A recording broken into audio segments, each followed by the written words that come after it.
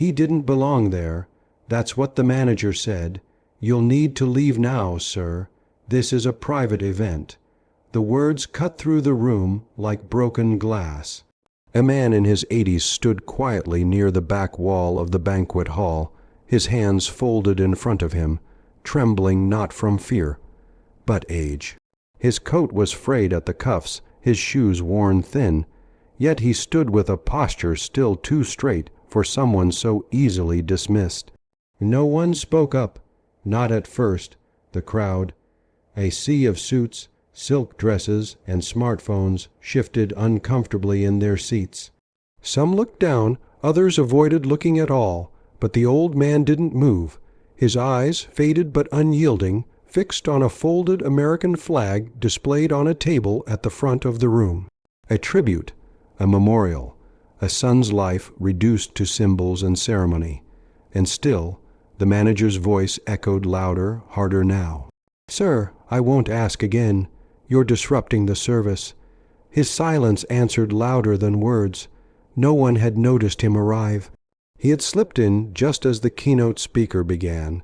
No fanfare, no noise, just a slow shuffle to the back of the room, like a shadow carried by memory. His name was Thomas Reeves. Once he was a Master Chief in the U.S. Navy, 5 combat deployments, Bronze Star with Valor, and a father. His son, Michael Reeves, was the one being honored today, a Navy SEAL who never came home from his 6th mission. But Thomas wasn't invited. He hadn't received a formal letter, no emailed RSVP, no engraved card. There'd been complications after Michael's death.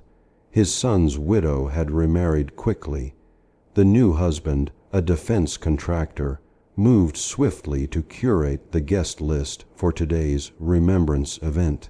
Thomas didn't make the cut, and yet he came anyway, not to speak, not to be seen, just to stand at the edge of the room and witness the memory of his son be handed over to men in tuxedos and corporate badges. He didn't wear medals or bring photographs. He didn't need to. His face was the map of a life lived in the quiet space between sacrifice and solitude. His hands bore calluses from years in the engine rooms of destroyers.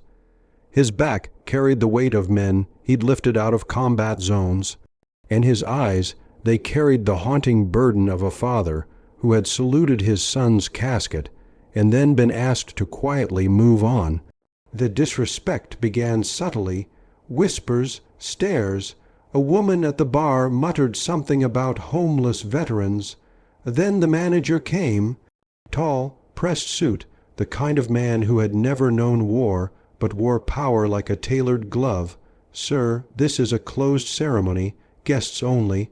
Thomas didn't argue. He didn't plead. He looked once more toward the flag, then toward the photograph beside it, his son in full gear, smiling, alive. And that's when the silence broke, not with words, not with protest, but with movement. One man stood up from the front row. Broad shoulders, close, cropped hair, a face carved from resolve. No one knew his name yet, but his stance made the room pause. Then another stood, then a third and a fourth, 6 in total. They moved without words, without gesture, like they had practiced this their entire lives. Each one in dress clothes, ribbons pinned discreetly beneath their lapels. Men who had once moved through shadows in foreign deserts, men who had fought beside Michael Reeves. Now they stood for his father. The crowd watched in silence as these 6 Navy SEALs walked the length of the banquet hall. Their steps echoed against marble floors and moral cowardice. They formed a line between Thomas and the manager. No orders were given, none were needed. The manager, suddenly smaller, opened his mouth as if to protest. But one look at the eyes staring back at him, and he fell silent. His authority melted beneath the weight of a different kind of power, earned respect. One of the SEALs stepped beside Thomas and gently placed a hand on his shoulder. "He's not leaving," the man said softly, finally breaking the silence. "He's the reason we're here." Thomas didn't speak. He didn't need to. The weight of the moment spoke for him, the kind of weight only carried by fathers who have folded flags with trembling fingers and buried their legacy beneath white marble. We don't forget who raised the warrior. One of the seals said, the crowd, once disinterested, now stood. One by one, quietly, respectfully, as if some unspoken truth had just been revealed to them, the woman at the bar lowered her drink. The speaker at the podium stepped back, and in the stillness, the flag on the table seemed to breathe again.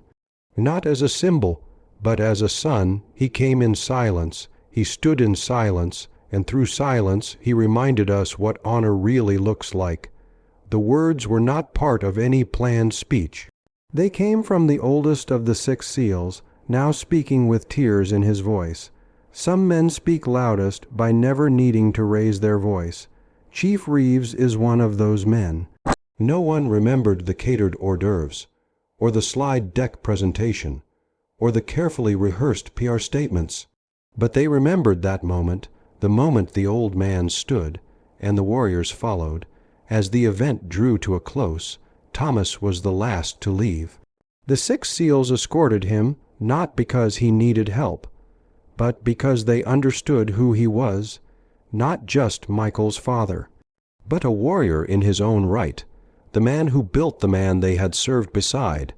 As they reached the exit, one of them turned to him. "For all you did and all you gave, thank you, Chief." Thomas didn't cry, he simply nodded, but inside, something long buried rose to the surface. Not grief, not pain, pride. You don't raise warriors by teaching them how to fight. You raise them by showing them what it means to stand alone, with honor. Silent strength is louder than any speech. Respect doesn't need permission, and dignity doesn't ask to be seen. In a world that often forgets its quiet heroes, may we remember this. Sometimes the most powerful voices are the ones that never speak, and sometimes the greatest battles are fought with nothing more than presence. Let us honor those who gave and those who stood. Where are you watching from? Drop a comment below.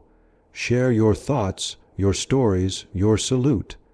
And if you believe silent heroes deserve to be seen, subscribe. We'll keep telling their stories.